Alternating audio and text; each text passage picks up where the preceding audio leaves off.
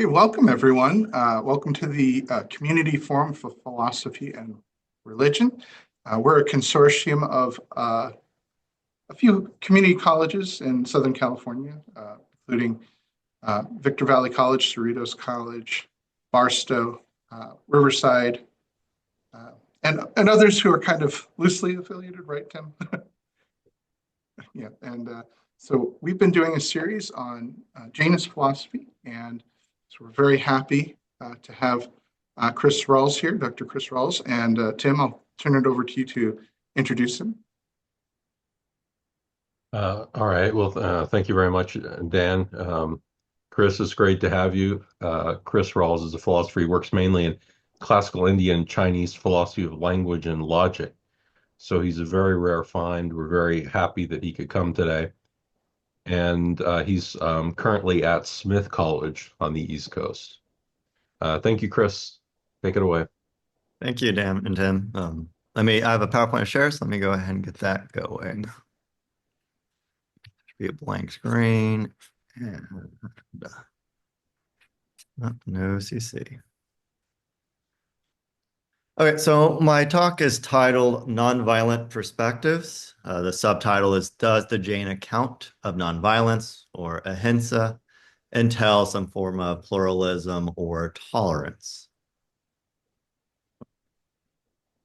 Let's see, there we go. How the talk will go, first I'll just provide kind of a broad introduction to Jainism, talking a little bit about the tradition itself, and then emphasizing really the two main points, which is this idea of nonviolence and also this idea of perspectives. From that, I'll raise this question regarding this idea of intellectual nonviolence, show you some problems with that idea, and then provide my own solution regarding it, which is this idea of embodied perspectives. So overall, the guiding question for the entire talk is there a Jain account of intellectual nonviolence? We can say this, is there a Jain account of intellectual tolerance? Something along those lines. So first, the tradition of Jainism. I should just announce I'm providing kind of the mostly philosophical focus, not so much of an extended, close religious studies approach here. But the tradition itself was either propagated or founded by Mahavira, and depends on your position there, if you're like a Orthodox Jain or not. But we have this figure, Mahavira, who lived around 500 BCE in this area around here, often called Greater Magadha. And during that time in this area of North India, there was a bunch of renunciation movements that were occurring. So these renunciation movements, you have a bunch of people that are leaving society, going off to like meditate and do austerities. And Jainism kind of finds its home in that period, with other traditions being like Buddhism and maybe some precursors that we see for like Hindu yoga, things like that. Jainism does continue into the present day. There's quite a large population, not the majority of it or anything, but there is a population in India.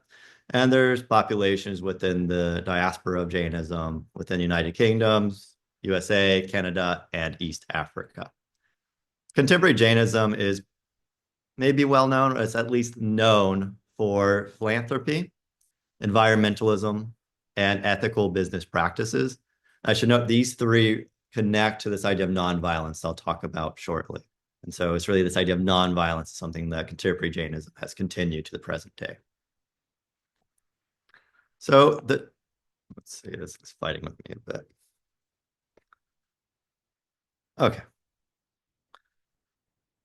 The Jain worldview is one of dualism.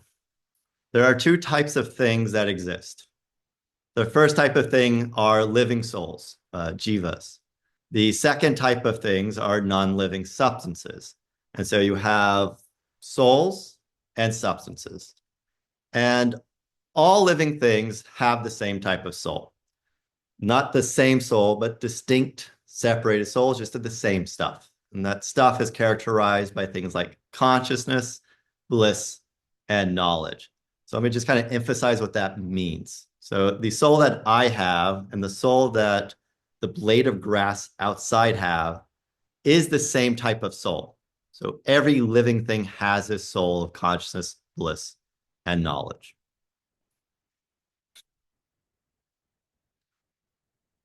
So the main problem that Jainism's addressing is that living souls are trapped in an endless cycle of rebirth or reincarnation within the material world. And this is typically seen as something pretty negative, associated with things like suffering, unpleasantness, pain.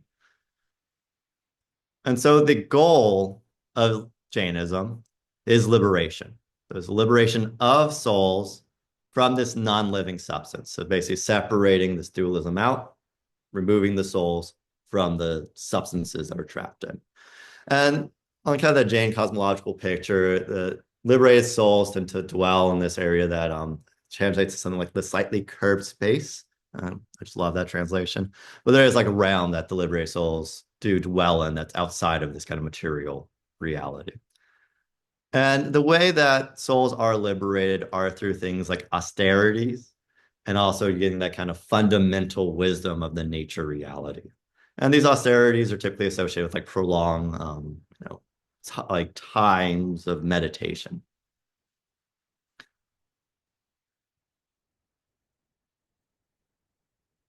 So the thing that binds our, immaterial, pure souls with this material stuff that includes our body, includes our brain, includes our mind, our intellect, all that's seen as very physical, is karma. So karma on the Jain picture is this very subtle material substance that gets stuck in one's soul. And so the picture of the soul that we see within the classical literature of Jainism is that your soul is, not your body, but it does take up the space that your body occupies. So the soul kind of expands out into those three dimensions. So my soul is from like the tip of my toes to my fingertips, the top of my head to my eyes. And so it fully occupies the space that is your body. And then these little particles of karma basically launch themselves into your soul and they get stuck. And it's when these bits of karma get stuck in your soul that pulls you into reincarnation. And when these bits of karma are stuck in your soul, they start making you kind of not realize the soul's true nature. So they restrict things like consciousness, they restrict things like bliss, and they restrict knowledge. So on the classical Jain idea of the souls are already all-knowing, who are in fact omniscient. But what has occurred is that these karmas have been trapped into your soul and they make you deluded, they make you ignorant. And the reason that karma ends up binding to the soul is due to actions. There's three kind of key actions that we can do. We can do physical actions. I can wave my arm around. We can do verbal actions. So me talking to you right now is an action. We can do mental actions. You could be thinking about what I'm saying, and that's a mental action. So on the kind of classical and orthodox view, all three of these create karma. Me talking, me moving my arms around, you listening, you thinking, all create karma. And this karma kind of has to come to fruition at some point. The example that I always think about for this is I've picked up running recently for some reason. I'm not sure why, because it's been quite unpleasant. But imagine you're going to go out for a run and do absolutely no prep for it. So you just go and you run as fast as you can for like 2 miles. And then you go home. You don't stretch or anything afterwards. You go to sleep. And the next day, for some reason, your knees hurt, your calves hurt, your shins hurt. So you can kind of think of that as what I've done is this action of running and the pain I'm feeling in my knees, my shins, and my calves is that karma manifesting. So this action leads to this result. So of course we can plan all that, pretty easily, kinesiologically speaking, but that's the general pictures. These actions create something that must be resolved later in. And the thing that's connecting that cause and effect is the karma that's stuck in the space of one's soul. And so this karma that is trapped in your soul is the thing that's pulling you along to your next rebirth, your rebirth after that, things like that. So either becomes manifested in this life or it doesn't. If that's the case, it has to manifest in a next life. And so this kind of is an explanation for reincarnation under the Jain picture. So what liberation requires then is that we have to get rid of this karma. Well, we also have to prevent this karma. So there's kind of a twofold thing going on. So you need to reduce the amount of karma that you're gaining, because the more karma you gain, the more rebirths you have, so you're not going to be liberated. The other one is that by doing things like, prolonged stints of not moving, not thinking, not acting, we can actually get rid of karma. So these maybe prolonged stints of meditation, which you're not thinking, is a way not just to stop karma, but to get rid of karma. And that's kind of what I've seen for the early texts of Jainism, the Gamas really emphasize. But there's also an emphasis on some type of ethical discipline, or rather different vows that renunciants would make. So, people leaving society, becoming monks and nuns, make these 5 great vows. The first one is nonviolence, or ahimsa. The second one is truthfulness, satya. The third one's not stealing, asteya. Fourth one, celibacy, or brahmacharya. The fifth one is non-possessive, or non-possessiveness, paigaha. And I've seen these explained pretty often that nonviolence is the crown of all of these. So truthfulness, non-stealing, celibacy, non-possession can all be kind of reduced down to nonviolence. And so within Jainism, you have this strong emphasis on nonviolence. So let's just focus on that for a little bit. So nonviolence is going to affect all those different types of actions. So we have those physical actions, we have those verbal actions, we have those mental actions. So nonviolence is the avoidance of physical or violent physical actions, it's the avoidance of violent verbal actions, and it's the avoidance of violent mental actions. And we do see it at, this manifesting the actual practices of contemporary Jains, classical Jains, in which nonviolence leads to practices of strict vegetarianism. Some of it may be stronger than that. It's really a strict dietary lifestyle, because you don't just avoid eating meat, you also would avoid eating root vegetables. And we can think about this as that, onions, potatoes, garlics all have the same type of soul that we have. And so there's a little bit more of a, demand not to kill these things by eating them. And that kind of process of killing them is going to be what creates this karma. So to put this a little bit more together, the main violent actions within the classical orthodoxical view are as follows. The first one is any actions that directly harm a living being. So I don't always like doing an example for this one, but, I could say I'm like, after this talk, I'll go walk home and I might see a dog on the street. And for some reason, I end up kicking the dog. Poor dog. And that action of harming that dog physically would be a violent action, of course. And so nonviolence would be the avoidance of doing an action like that. So this action that's directly harming another living being. Another one is an action that indirectly harms a living being. And I don't see this one so carefully done in the classical material, but I have seen it expand into some of the more orthodox accounts of the contemporary period. And really, you have to kind of look at some of the monastic rules for this one. But focusing in on it, what this is that if you do this action of like eating a peach or something that's pleasant, and I'm saying I'm still walking home, I eat half of the peach and I throw the other half onto the ground and just walk away. So what's going to occur with that other half of the peach in this thought experiment is little ants will start getting onto it and start eating the peach, as ants do. And then maybe some hornets will fly in and start eating the peach as well. And now the hornets and ants are fighting against each other, with some of the hornets killing the ants, maybe some of the ants stinging the hornets. And then say as the day goes on, you have like a raccoon that comes and grabs the peach. And now this raccoon is killing hornets and ants, and the hornets and ants are stinging the raccoon.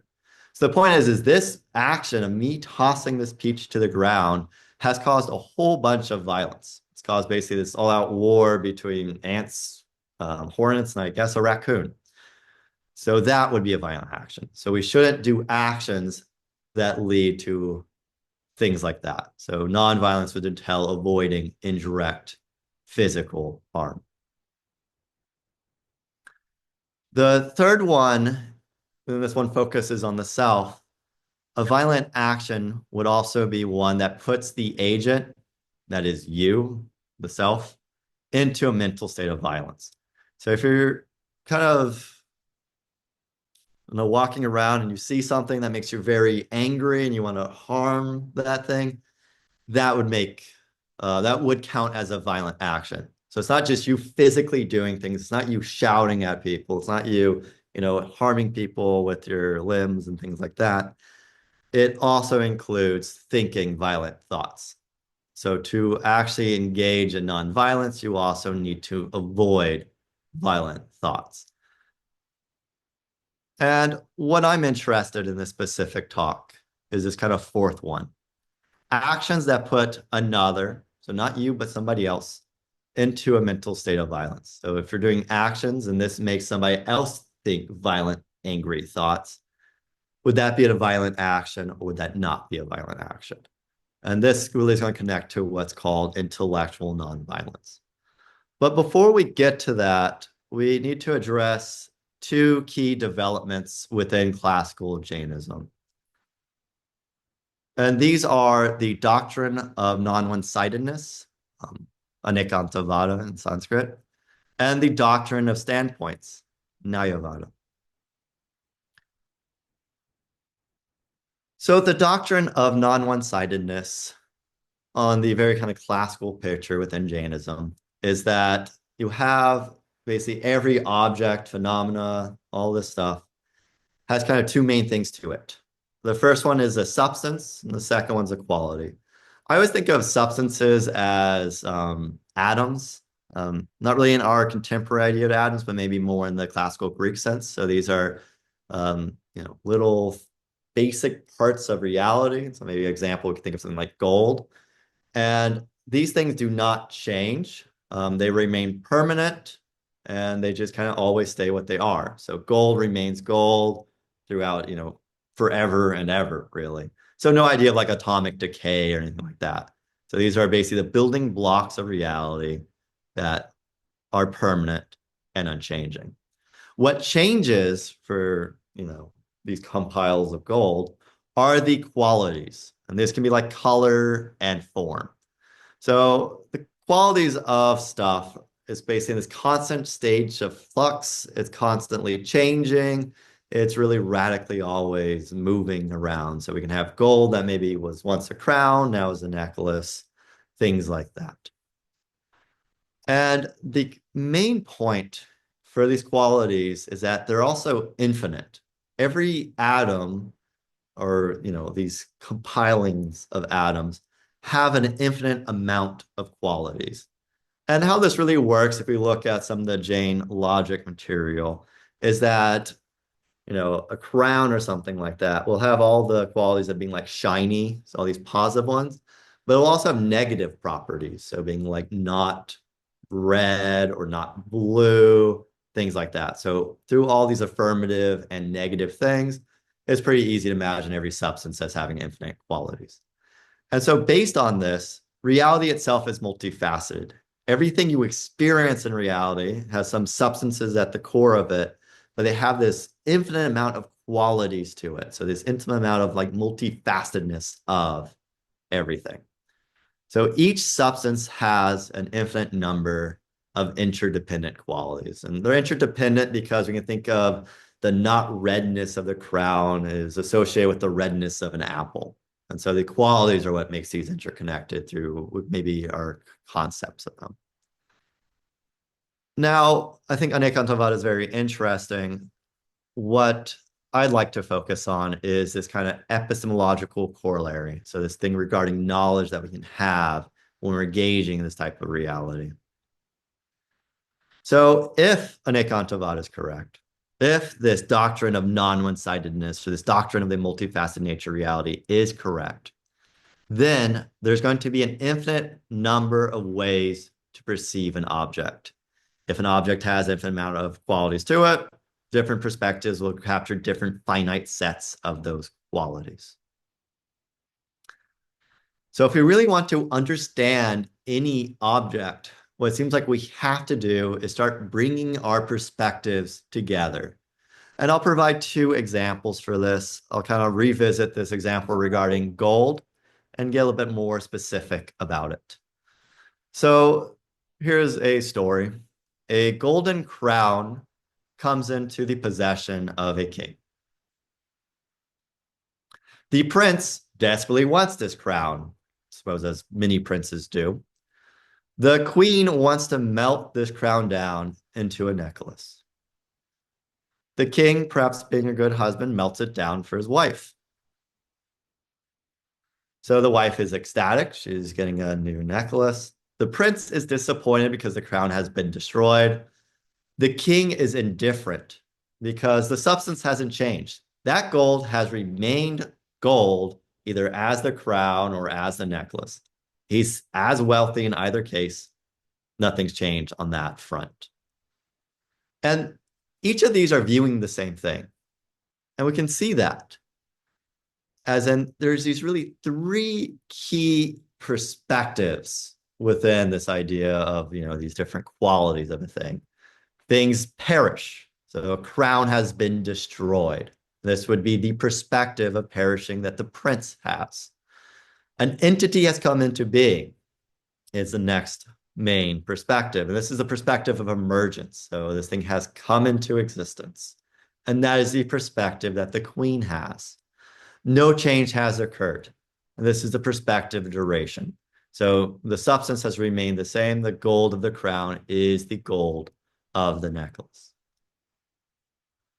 And another, I think quite famous example regarding this doctrine of perspectives is the parable of the elephant. When I was told this story, there was 5 blind wise men. I think there's 7 in this picture. I'm going to provide the story of 5, so we'll have to use a little imagination for the last 2. But what's occurring in this parable is that we have 5 wise blind men. The first wise blind man touches the elephant's trunk and says an elephant is a snake. The second one touches the elephant's tusk and says an elephant is a spear. The third touches the elephant's ear and says an elephant is a fan. The fourth touches the elephant's side, says an elephant is a wall. And the last one touches the elephant's tail, says an elephant is a broom. And now the questions raise, which of these 5 men are correct? The answer is pretty obviously none of them. Now, if the 5 blind men start putting together the perspectives and saying, well, an elephant is snake-like, an elephant is spear-like, it is fan-like, wall-like, broom-like, they start to understand what an elephant actually is. And so it really is by bringing these perspectives together that we start understanding reality. And the reason why, these are portrayed as 5 blind men is that we, embodied, we having all this karma stuck in our soul are kind of blind in a similar way. We don't have access to kind of everything that's occurring in front of us. And so we have to kind of piece things together through our perspectives. Before I really emphasize the doctrine of perspective and move into this discussion of intellectual nonviolence, there's one last epistemic point I'd like to talk about. So one last point regarding the means to knowledge, or really this idea of knowledge. So within classical Jainism, it suggested that there are 5 means to knowledge.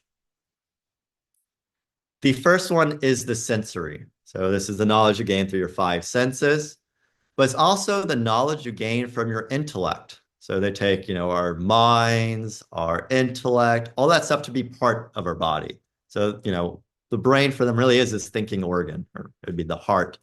But thinking, thoughts, all that stuff is very physical. This is what's going on in the intellect. And because it's physical, it's lumped in with the sensory. So it's not just, you seeing different colors. It's also, it'd be you doing things like 2 + 2 = 4. That would be part of sensory knowledge. So it'd be induction and deduction.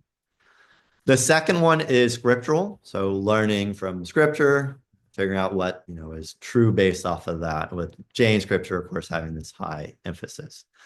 The other ones deal with your soul more than the body and the brain. So clairvoyance would basically your soul directly kind of seeing something that's far away. So I could think of maybe there's a cat and I don't know, Paris, something like that. And maybe my soul has the ability to see that. And so this is not requiring the body to gain that knowledge. It's the soul kind of directly engaging that thing. Telepathy would be a more advanced version of this. So remember, the brain and all that stuff is matter, the intellect's matter. So it'd be the ability to kind of see that through your soul. With omniscience being the fifth main one. And omniscience is, your soul really is all knowing. So when you become liberated, you are in fact omniscient. So to emphasize this, only the first two concern perspectives. Perspectives matter when we're understanding things through our mind, through our intellect. That is, they matter when we're understanding things through our body, our senses plus our brain. Clairvoyance, telepathy, omniscience does not concern perspectives. These are each basically the soul directly gaining knowledge, and so it doesn't have to worry about this, issue of confusion of karma to some degree. It's directly getting that knowledge.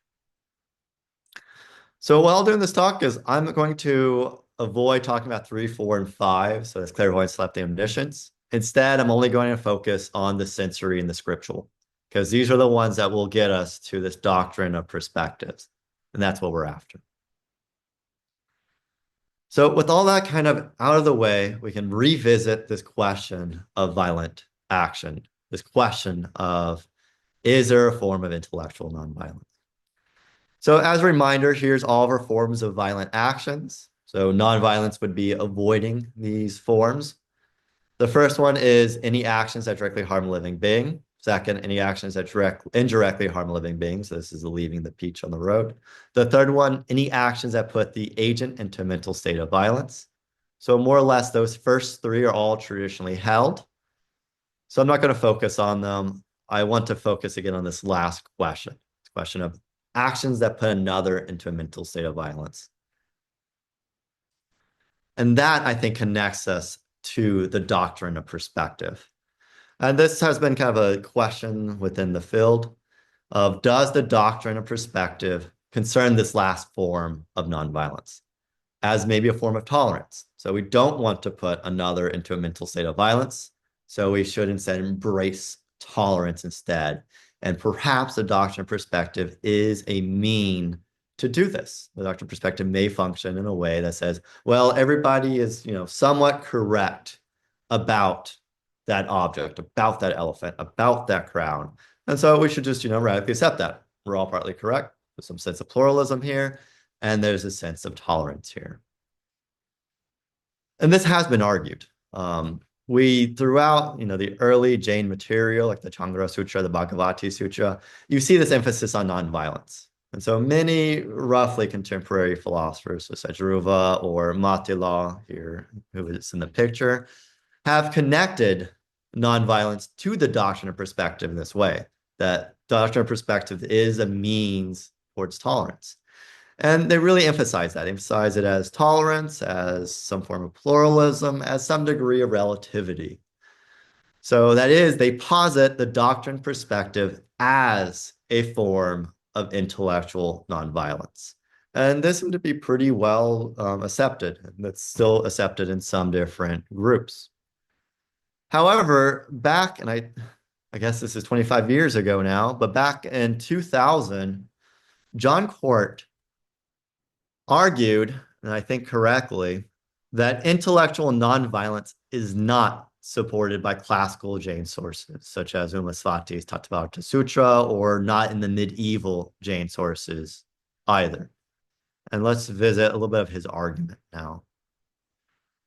So he argues, and if you want to do this too, I think the same result comes out. But if you look through classical and medieval Jain philosophers, such as Vadidevashuri, they seem to do the following. The first thing they do is they restrict the doctrine of perspectives down to something like 4 to 7 main perspectives. And then they argue that these 7 main perspectives are all incorrect. They're all one-sided, so they should be rejected. And then they argue that Jainism is the only correct perspective, as it captures the correct parts of each of these other 7 perspectives. And so they basically say, Jainism is correct because it's capturing all the good parts regarding how this substance and quality pairs. So here are the 7 main perspectives. I'm not going to go into too much detail about these, but they really concern the substance and qualities of existent objects. The first one is the undistinguished. The second one is the general. The third one is the practical. The fourth one's the straight thread, the verbal, the ascending, the just happened. So what these perspectives are, I mean, these are different ways of engaging the substance quality thing, but really they're a way of categorizing opposing traditions of philosophy. So the undistinguished is something like a naive idea of what's going on. So this is often taken to be like uncritical reflection. The general, though, is really closely associated to Hinduism or Advaita Vedanta. The practical is associated to a materialist tradition. The straight thread is Buddhism. The verbal is connected to this system of philosophy that was going on that focuses on the grammar of the Sanskrit language. The ascending is another system of philosophy that's focusing on Sanskrit. And the just happen connects over to this tradition of Vedic exegesis, another tradition that's loosely associated with Hinduism. So in other words, the 7 main perspectives, or at least 6 of these, are opposing schools of thought, and these are all rejected. And if that's not enough, it gets a bit stronger than that. So again, just to note, these perspectives may contain some element of truth, but they're still rejected. And we can see this system of rejection really occurring within how philosophy was done in the classical and medieval period of India. And what was going on during that time is you get these really extreme debates. And we have Jain philosophers practicing things like Hemachandra, who's pictured here. And what happens in these debates is you're sitting there standing in for a school, and then another philosopher comes in standing in for like another school of thought, and you debate each other. And whoever wins the debate gets basically the patronage of a king. So these are done in these kind of big citywide thing with the king watching, citizens watching. This is kind of a form of entertainment to some degree. But the winner gets all the kind of funding from the royalty. Often the royalty will even convert to that religion. And, maybe that sounds great and all. The issue is if you're the loser of these debates, in which, again, Jains like Hemachandra are engaging in, the losers are often exiled from the country. So they're kicked out of the country. Or they're forced to convert to the winner's tradition, to the religion, to that philosophical system. And often, if you look at some of the debates or how some of these are presented, rather, the loser will occasionally commit suicide. So these are very serious debates. And court emphasizing this within, classical into medieval Jainism says, well, if the doctrine of perspectives is what's going on here, it's clearly not tolerant, not pluralistic, and not relative. And one last note before I move on past this slide. It's not just that Jains are debating other, Indian philosophy systems. They're also debating each other. And so it really is this kind of all-out debate going on. So if we ask, what does the doctrine of perspective do if it's not getting us this tolerance, pluralism, relativism? The answer that courts suggest is that the doctrine of perspectives is just a way of categorizing non-Jain systems of philosophy. It's not a form of intellectual nonviolence. It might not even really be a form of epistemology, as this doesn't really seem to be interested with trying to get us to a understanding of an object. If you really are taking it as we're just listing different schools of thought and emphasizing that, Jainism's right because of Jain scripture, then I don't think this can be as a serious means of knowledge on this account. And we do often see, and this is a point Court emphasize, I'm not sure if I fully agree with them here, but he argues that the principal reason for why the Orthodox or classical Jains believe that Jain scripture is the best is that Jain scripture is not derived from us, deluded people with a bunch of karma. Jain scripture actually comes from those that are omniscient, those that are all-knowing. And so it's that all-knowing nature of that scripture that allows it to be better than the other forms. So if we revisit some of our guiding questions that's been in the talk, our first question is, does the doctrine of perspectives provide a way to avoid putting others into a state of mental violence? So does that get us a fourth way of nonviolence? And we can kind of state this to get that guiding question of the talk itself. Is there a classical count of Jain intellectual nonviolence? And if we follow Court, the answer to this is absolutely not. And that's, I think, not very satisfying. So let's see what we can do. So if we return to our other kind of epistemic point that I've been making, this other idea of how do we gain knowledge, we saw this list of the sensory, the scriptural, the clairvoyance, the telepathy, and omniscience. Maybe we can kind of remove another means to knowledge from this list. And so Court's focus, when we're talking about the doctrine of perspectives, is the scriptural. So perhaps heretically even, let's get rid of that. So instead of focusing on Jainism as really focusing on the scripture and seeing what's going on within the classical middle thing regarding that scripture and that engagement, let's kind of engage that Jain worldview that we're these embodied individuals, that the soul's in this body, and that we're deluded. And so we can focus maybe on this first one, this sensory knowledge, that five senses and that intellect, that brain, that mind, and see what happens when we think through this lens for the doctrine of perspectives. So to do that, I suggest we open up a new guiding question. So if we just focus on sensory knowledge, what is the relationship between the doctrine of perspective and nonviolence? And to do that, we need to talk about embodiment. So this is the perspective I'm after, that we are, on the Jain picture, we are souls that are stuck in these bodies that we occupy. These bodies that we occupy, or our souls within those bodies that we occupy, are completely filled with karma, and that karma makes us deluded, it makes us ignorant, and it makes us kind of stupid.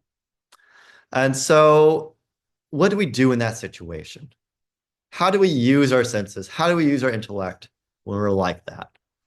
And so our limited, unliberated knowledge, so, liberated individuals wouldn't have to worry about any of this stuff. But for us, unliberated individual, this seems like it's going to require us to engage each other's perspectives in order to understand anything. We kind of hope that, we do have these different perspectives, and those have maybe different levels of ignorance and things of that nature.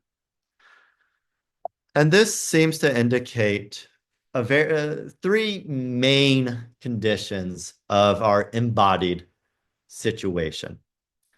The first one, and maybe just to re-emphasize this, is we are fallible.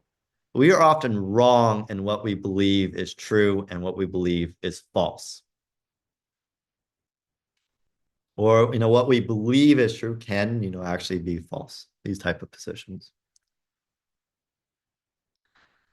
The second one is that we have different types of embodiment. In other words, we have different types of bodies. Little physically different type bodies, but we can kind of think of all these different parts of our bodies. Like apparently my knee hurts when I run. that degree of embodiment. But this also connects over to the brain. So we all can say we have different types of, brain chemistry going on. So embodiment's not just, the body itself, but that brain-body connection, that intellect, that mind connected to our bodies. And lastly, our embodiment seems to be socially, politically embedded. We have our own socio-political stations in life.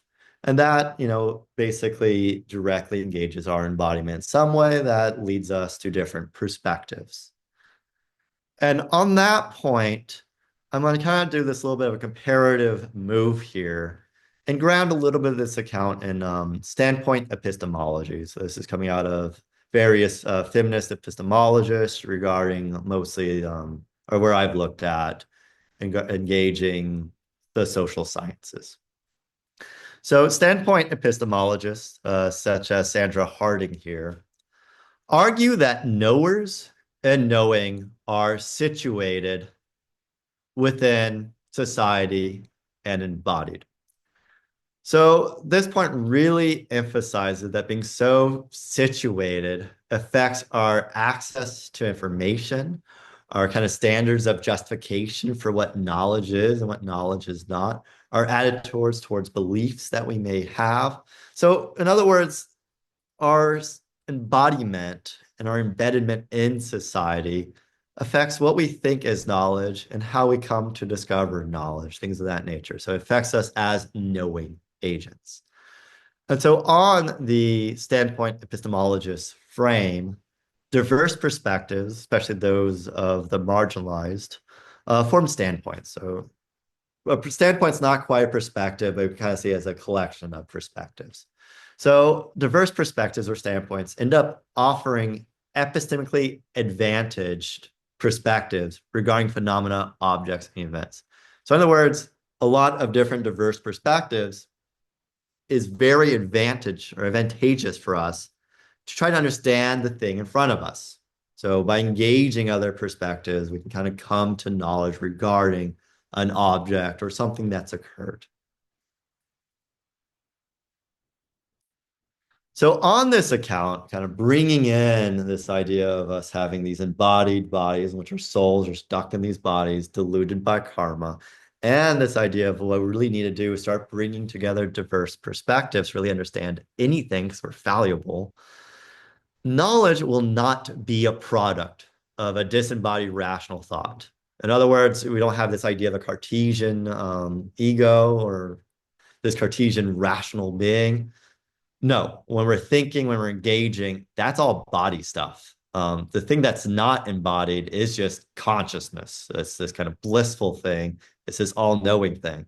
But as soon as that's embodied, you get stuff like thought, you get stuff like senses, you get all that, things that we normally engage with. So on the Jain view, just to reiterate this again, the intellect is physical. Your rationality, all that stuff is part of the physical. So that's part of your embodiment. So then knowledge, sensory knowledge, is situated within a knower's particular context. That's situated in their perspectives. And that involves the knower's specific relations to what is known. So the relationship between what the phenomena, what the object, what's the event that they're interested in, and themselves. But also that relationship between that thing and other knowers and their relationship to other knowers as well.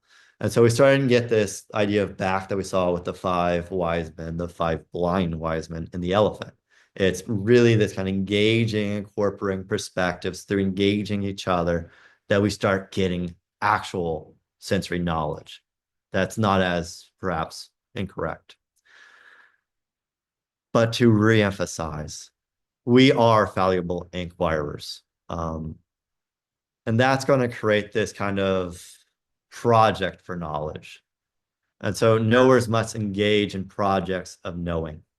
So it's not that I can just know something and that's the end of the result. It's knowing is now more of a process. We have to really work together, constantly build these systems of knowledge, critique those systems of knowledge, reconstruct them, constantly re-engaging. And that may radically change like what we think we know and what we don't know.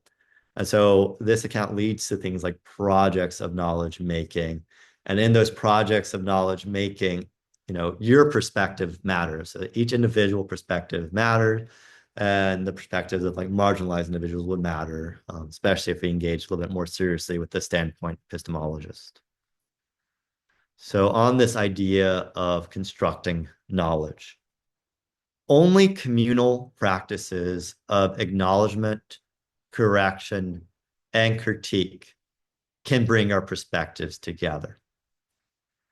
And this will be kind of constantly approaching something like objective knowledge, but this is not something that can ever be completely arrived at. To really ever completely arrive at objective knowledge, accepting the Jain picture here, you have to be enlightened. And so you always can see this as, we're always going towards being more and more correct through these knowledge-making processes in which we seriously engage each other's perspectives, but we may never arrive at that final goal. And I think to take Jainism seriously, we can't with sensory knowledge. You do have to become enlightened for that objective knowledge. So if we kind of move the doctrine perspectives in this way, focusing on sensory knowledge, the grounds that these communal practices, or rather the doctrine perspective really grounds these communal practices in this, seriously desire to engage perspectives. And this would ensure things like recognition of different forms and ways of knowing or of knowledge, as well as this like of every particular knower. And so we can return to kind of that new guiding question. What is the relationship between the doctrine of perspectives and nonviolence? So the doctrine of perspectives, again, really only deals with embodied perspectives. So just reemphasize that. So as it concerns this, it seems like it must emphasize tolerance, pluralism, relativism. So the doctrine of perspective, understood through sensory of knowledge, seems to require us to be tolerant, bare minimum, with each other. I would say more than tolerant. We have to seriously be engaging other perspectives. And so differing views, different access to information, forms of knowledge, attitudes for beliefs, standards of justification, all this stuff in these knowledge-making projects should be more than just tolerated. They have to be engaged. So bare minimum, you get tolerance. More specifically, you get kind of a serious engagement of differing perspectives. And that seems to align, I think, with this intellectual nonviolence. And then since our sensory knowledge can never be certain, pluralism and relativism will be kind of necessary byproducts. But I think the emphasis, at least I'm suggesting here, if we take this account seriously, is that these are something like stepping stones towards a more collective approach to knowledge. It's not okay just to have pluralism, relativism, those to be kind of brought into that entire conversation. So different views really should be engaged in serious ways to make one coherent account. So we should note that if we take the doctrine perspectives in this way, it is clearly a form of intellectual nonviolence. It's a form of tolerance. It's a form that's really trying to bring perspectives together in a way that, potentially individuals are not led to states of mental violence. So is there a possible Jain account of intellectual nonviolence? Yes, if we focus on the sensory. But we should hedge this. It seems like there's clearly a classical Jain informed or inspired account. Now, if we have the question with philosophers like Umaswati or Kunta Kunda or any of these really big names in classical Jain philosophy accept this position,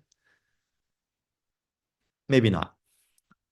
But I think there is this willingness to say, if we go this route with the sensory, this does make sense of everything. So if we just focus on sensory knowledge, we have to ask this question.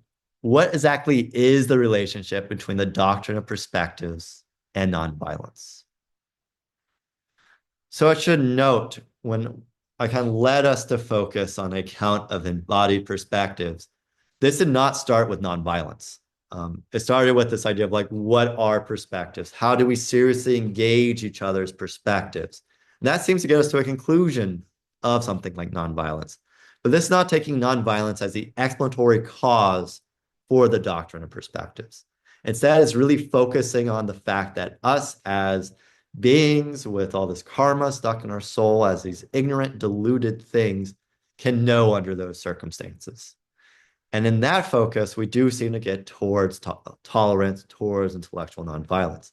But it seems like instead we're coming together. One of them's not the causal explanation for the other. So nonviolence does not conceptually ground the doctrine of perspectives. It's just that these two things actually align together. So court's going to be right on this point, even on this account. It's that if we take the doctrine of perspectives together, that will connect towards nonviolence, but it doesn't seem like nonviolence is the explanation for it. So limiting the doctrine of perspectives, again, to our sensory knowledge within our situation that we're in, deluded, this really does align quite nicely with nonviolent practices such as tolerance. And I think Mattila and some of these philosophers, saw this. And I think this is, in fact, a Jain account of intellectual nonviolence. So on that point, I will wrap up. Thank you. Thank you, Chris. That was really interesting, really fascinating. Dan, do you have any initial reactions to that?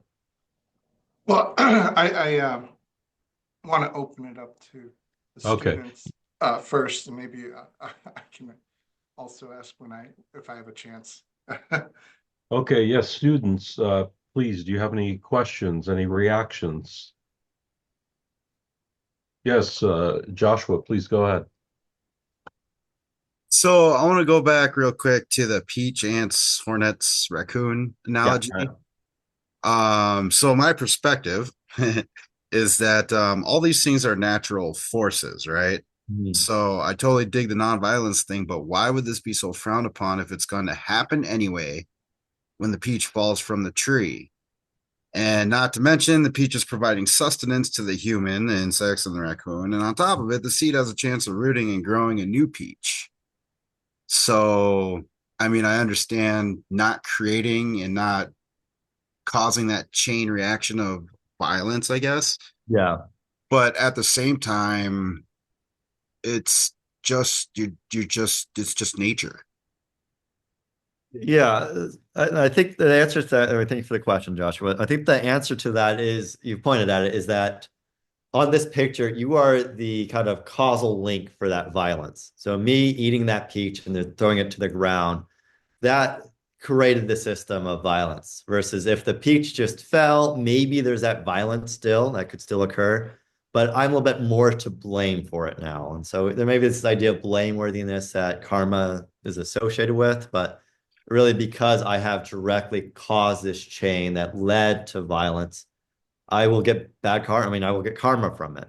And that seems to be the picture within it. So yeah, and it's violent and bad, but like I caused some of it, and that's the problem. And I totally get that, but I would almost say that that's negated by, well, now you're throwing in the human part, and the human is getting sustenance from the same peach. You know what I mean? So it's really, I guess this falls right into the perspectives thing. Yeah, and I mean, the kind of orthodox, I guess, answer to this is what we ought to have done is, finish eating the peach.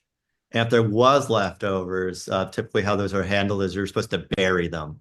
And by burying them, maybe the raccoon will get into them, but it's definitely decreasing your causal responsibility for that. And so, there is this is what's going on generally in, life, reality. Right. But your goal is to not really be part of that causal chain. And so that violence is still attributed to you. But it would definitely be a lesser degree than the, first example of the direct violence. So if I saw that raccoon and I guess kick it, I would definitely be causing a lot more like karma for myself. But the point is, even doing these actions that then lead to this effect later on, those still cause karma, and it causes this karma that's a little bit harder to get rid of than just me like talking to you right now. So now deterring that violence by burying it, is that like super accepted then on the other end of things? It'll decrease the amount of violence is the kind of way I've seen it focused in. And like, the best thing you should do is finish it. So, I mean, you should just leave it that all that left is the peach pit, right? There's nothing that would be fought over. No one's going to fight over a peach pit. Was that like cyanide in it, I believe? Right. But your goal would be like, you really want to finish the entire food first. And then if you don't, the next kind of more permissible thing would be to bury it. And the least permissible would just be to toss it on the side of the road, because then you would get this chain of violence that you've caused. Yeah. Just, I totally get it. Just interesting to explore. Yeah, I think it's getting to this issue of direct versus indirect is really what's being emphasized. Right. And being stuck with indirect responsibility kind of shows, these issues of any of your actions may cause violence that you don't intend to do. And that would still lead you to these kind of karma that's associated with violence. And that's, you get really this idea of not just non-violence, but maybe non-action. Like we should try to do as little as we can, because any of our actions we do might lead down these chains. So that goes from everything from like stepping on grass.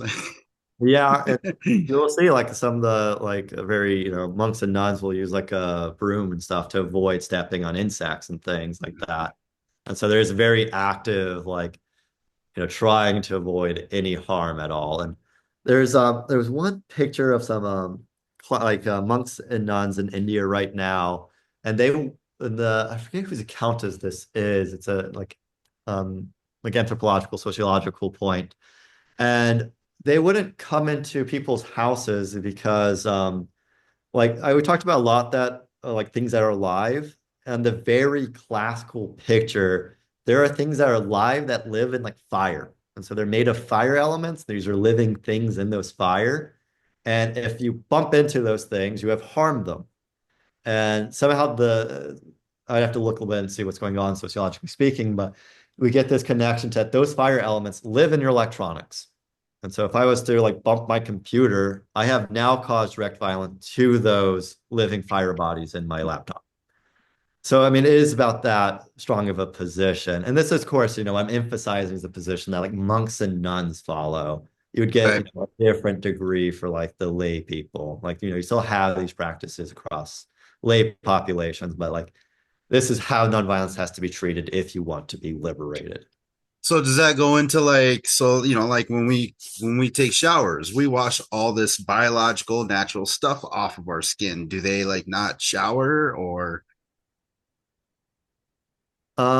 I know this is a good question, and we're going a little bit more into anthropology than I often go into. All right. Often you do get things like using oil instead of water. I don't know specifically what is going on in the monastic orders right now regarding that point.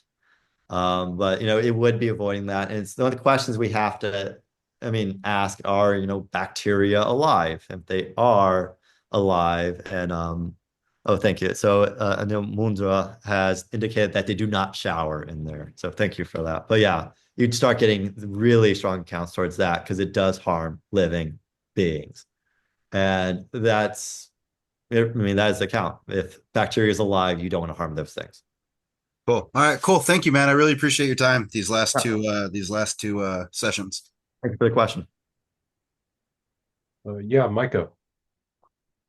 I just wanted to make sure I understand. So you were saying that pluralism is in Jainism if you solely look at the sensory aspect of the five means of knowledge. So basically separating it from the other five. I think so. So if we do seriously engage the sensory knowledge, that seems to get us to this story or this parable of the 5 or 7 wise blind men and the elephant. And that, if we look at that account, what they're doing is something like sensory knowledge. So these precursor of parables like that, and this is from like the early literature, indicate that. And so if we seriously emphasize the sensory, we do get something like pluralism. But even if we do get something like pluralism, the goal is still we do need to bring these perspectives together. You shouldn't let these perspectives be like completely separate. Like we have, the elephant is a snake and the elephant is a broom. There's pluralism, as we should seriously consider both of these accounts, but ultimately we need to bring these two accounts together to make sense of reality. It's, we don't want just the elephant to just be a snake or the elephant just to be a broom. What needs to be done is a serious engagement of combining perspectives in a way that's helpful. And like some of the pictures that you do see in classical Jainism as developed by some of these key philosophers, they do provide like a logic to do this. So there is some type of dialectic logic behind these movements. I think that answered the question, but let me know if I missed the point. That answers my question. Okay. Thanks. Micah. All right, thank you. And anybody with questions, please jump in.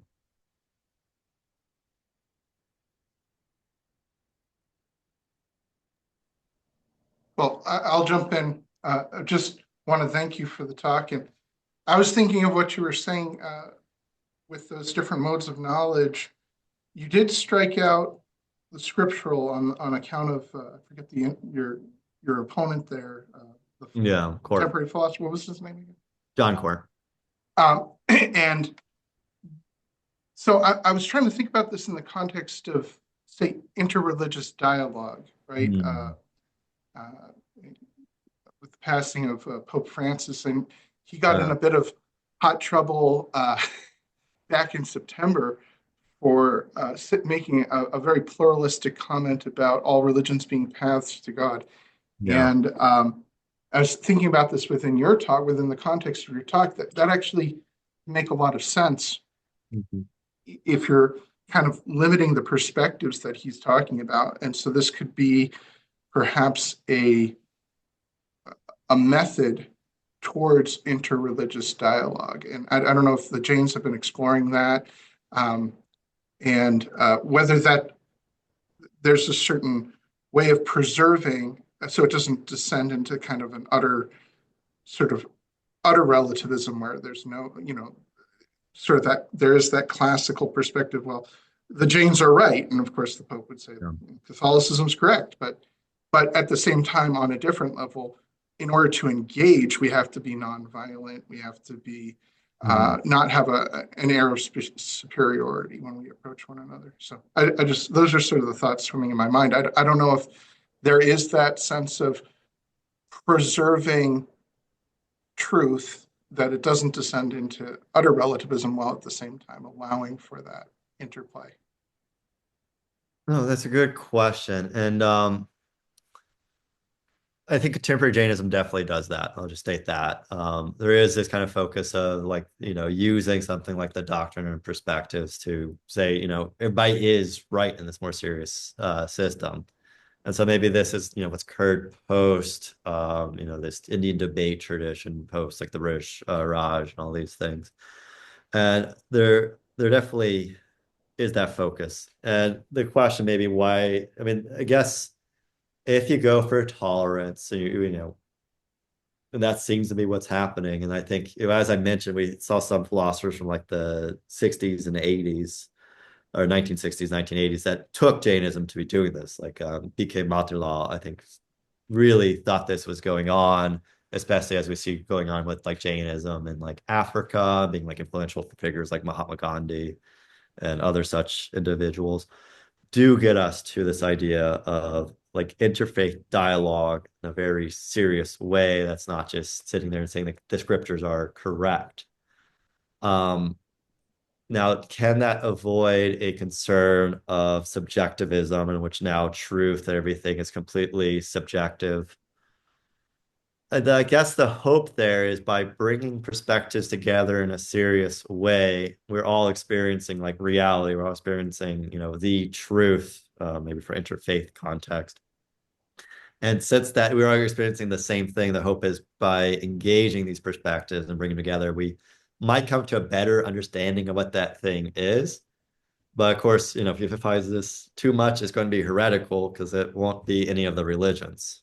And so you do have maybe this tension between the two that, they are all capturing the same thing. They're all, I think he did say they're all on the path to like God. Yeah, I think that was what he said. And so we do the same idea. It's like they're all the path to God, but now how do you pick one or the other, or should we just combine them all into one religion? And that's, I think, very tense, and that would be the opposite side of falling into utter subjectivity.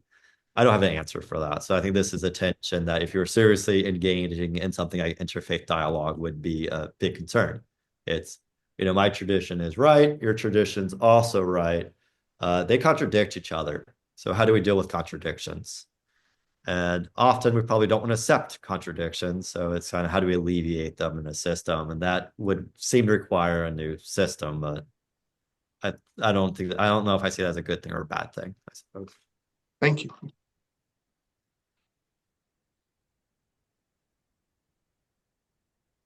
Anil, So I I have think, a question, sir. Hi, I'm sorry, don't mean to interrupt. But so with this type of Buddhism, um, I'm so sorry, the question slipped my mind, but if I can remember correctly, basically, um, with Buddhism, you technically meditate and you don't have anything to do with the world. You like, fuck, the question slipped my mind. I'm so sorry, Mhm. but maybe if I stand still. Let me get back to you on that. Okay, maybe I'll try to maybe I'll just address the connection between Jainism and Buddhism really quickly. So I should note that Jainism is not a form of Buddhism.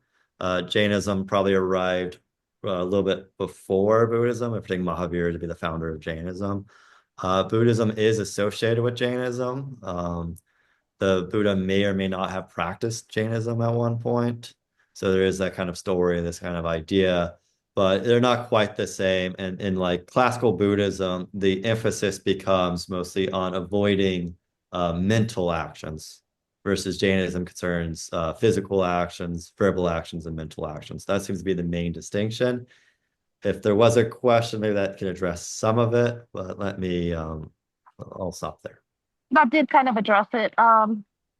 As far as not becoming a part of the chain, so what exactly do they do to not be a part of the chain? They just meditate or The like very early literature, how it's framed in the gammas would be like your goal is not to really do actions. So you're trying to decrease the amount of actions you are doing. And those will require meditation, but may also require austere practices. So different, like really intense things. And in doing that, you would remove and prevent karma. So by preventing actions, you're not creating karma. By these practices, you're also removing karma. so basically be instead of being a part of the chaos, you divert your mind and your skills towards something else.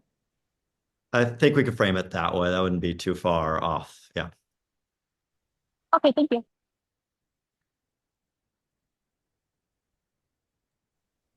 I think Dr. Mundra has a question or comment. Yeah, hi. Thanks, Chris. Really enjoyed the talk. It's really nice to be back in this space, which I told you all I really enjoyed last time too. So uh, I'm following up on Timothy's, or was it Daniel's question? One of you had just asked the question a moment ago. And I think maybe similar, I mean, a similar question and another way to come at it is you talked about, I think you said that, the Jain philosophy, gives us grounds, it gives it in the doctrine of perspectives, gives us a way in which differing views are not only tolerated but also seriously engaged. And the way you were talking about it, it sounded like you sort of see tolerance as a kind of, as a more minimal form, and then engagement is more demanding, so that somehow engagement includes the tolerance, that the tolerance, it meets certain criteria, and then but then you go further towards engagement. And I'd like to clarify those different ideas a little bit more, and even maybe with intellectual nonviolence in the picture. So I mean, I totally see how um, Jain philosophy, the account that you've given, enables engagement, some sort of intellectual engagement, and I totally agree with that. I 100% read these doctrines in the same way, or these approaches, but it seems to me that like engagement, could come in many forms, right? Like so, and tolerance and engagement are sort of like orthogonal to each other, right? Because tolerance, and you sort of alluded to this, right? It's like tolerance could be just ignoring others.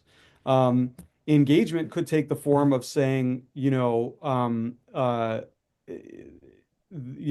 else is like totally wrong, and in fact, that could also be tolerance, because the basic idea of tolerance, as I understand it, is that you basically you uh, avoid you abstain from hurting people with whom you disagree, who you think are wrong.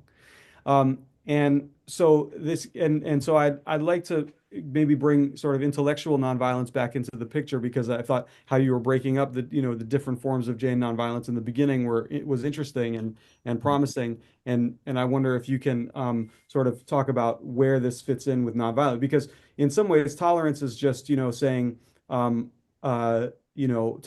is a form of nonviolence, or some part of nonviolence, because you're saying, I'm just not going to hurt people even though I disagree with them. But then that's just regular physical, that's just regular nonviolence, and not necessarily intellectual nonviolence.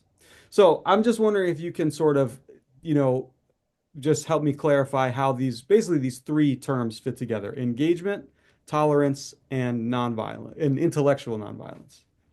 Yeah, I think the division between tolerance and engagement was exactly what I was presenting. That took tolerance as being something more passive. So ignoring, as you mentioned, would be tolerance. Engagement, I took it as the next step from tolerance. That it's not just, avoiding each other's, I guess to put it badly, like avoiding hurting each other's feelings, something like that, but more taking each other seriously. And how does this connect back to intellectual nonviolence? And I like that question because it's kind of connecting back to maybe some other questions of like doing more than tolerance. Doing engagement is an action. So do we want this kind of engaged version of intellectual nonviolence, or do we want the more passive one?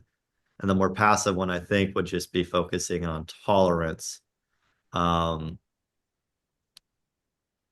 and by suggesting a more engaged account,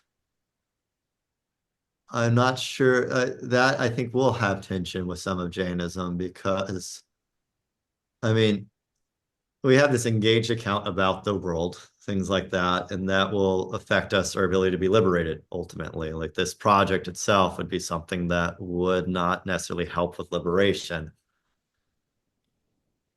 I mean, there's some like, I guess, root thoughts about that, but it's hit this area that I have to think about more. Maybe this is the area I see kind of distinct between the, classical and Orthodox Jain picture, and then the more, contemporary Jain picture they do seem like the diaspora that are focusing on engagement. And so I'm wondering if I kind of emphasize that last element too strongly for the Well, class. I actually I think the classical engagement is also is totally preoccupied with engagement with others. Okay.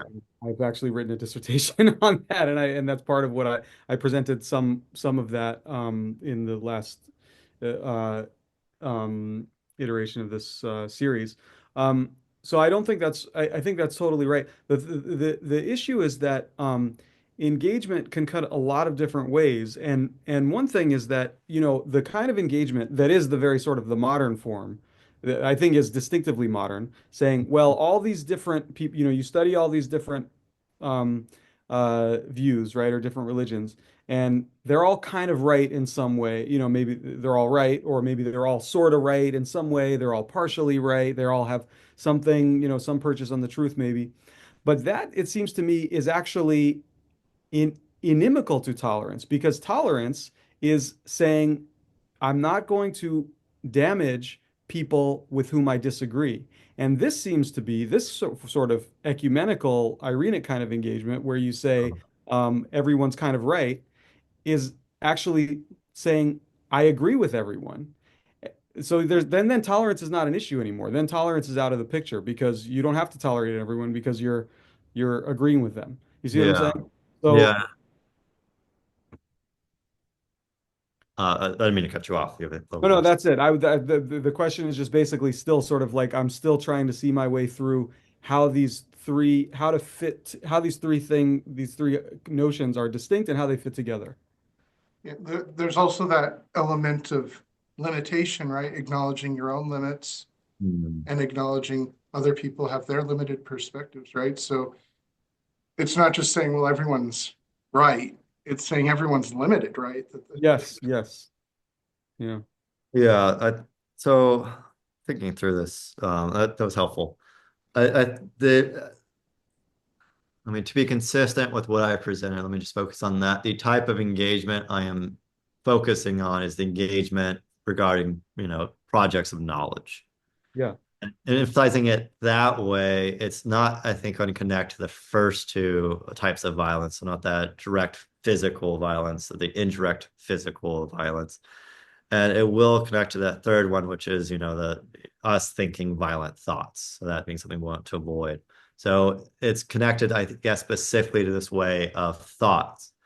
And I think the first reading, if we're just emphasizing tolerance as this kind of passive thing, we would get, I think, we wouldn't think violent thoughts, and our opponents, I guess I'm stuck in any debate, but whatever, our opponents wouldn't think violent thoughts.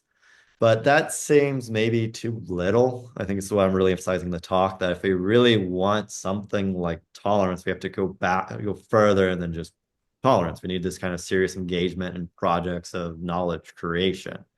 And in that way, we're all, I guess what we get, we're all right and we're all wrong at the same time. But to really do anything within this world, we need to kind of bring everything together and seriously engage each other. And that would be this really strong call for engagement regarding knowledge producing systems. And I suppose that's what I'm saying is that I think you've hit a point that's too strong for just the intellectual nonviolence. Intellectual nonviolence just needs that first one. But I mean, I think you're right. That first one's just going to get you engaged no matter what, because to have the first one, if we really truly want it, we should just never talk to each other. And that I think we do not get. That's way too strong. Right. So I think that's a little bit more concrete thoughts towards that answer, if that's helpful. Yeah, thank you. Well, I think we have a question from Andre Lusa. Okay, so thank you for your time, both of you, obviously. But as far as today's talk went, as far as Jainism as a religion is more set in stone now because there's no more Tirthankaras and mendicants are just following the last image of what Mahavira taught. There's still this call for uniting our perspectives and following the best we can in our embodied perspectives because we don't have that omniscience. So how is that, if it is at all, practiced in Jain religion? Like, do Jain mendicants or philosophers still like debate to try to find as close of a absolute knowledge as they can? Or do they simply follow the last teachings because that's what Mahavira said and that's like set in stone? If that makes sense. Yeah. So is interest specifically regarding the monastic orders, or the monastic groups are a little bit more opened up to include lay persons to it? So it will be perhaps a distinction there to clarify. I guess the monastic order because they're like above the lay people in that debate. Yeah, and I mean a lot of them are influential, and there will be a little bit. I mean, just look at the sociological material. There is a little bit of a distinction between like within India and then within diaspora for the lay people, potentially getting a little bit more of a removal from like those strains of knowledge. But in my understanding, looking at some of the material, there's not so much these debates in that way. It's a little bit more following, the scriptures that were given. They're, following, closely things like the Bhagavati Sutra, so these earlier material. And then, following the teachers of that traditions like Umaswami or Kundakunda or both of them within the monastic orders. I don't know. I don't think there is debate going on, but we're hitting maybe a point of ignorance for me. I haven't looked at that specific area regarding these orders. So it's still taking, the agamas, all these things as capturing Mahavir's words well. So there's a little bit of like, let's seriously still follow that, and at least what I've looked at. But like I said, I've engaged this specific topic very carefully. That helps some. Thank you. Oh, it looks like we're a little over time now, so I don't know if we should probably call it, I guess, for the question period and let you get on with your day. I want to thank you again, Dr. Rahlwes, for your time and wonderful talk, and for the wonderful questions from the audience. And hope to have future series lectures coming up. I'll let everyone know when those come out. Thank you very much. Thank you all for having me. Thank you, Dr. Rahlwes.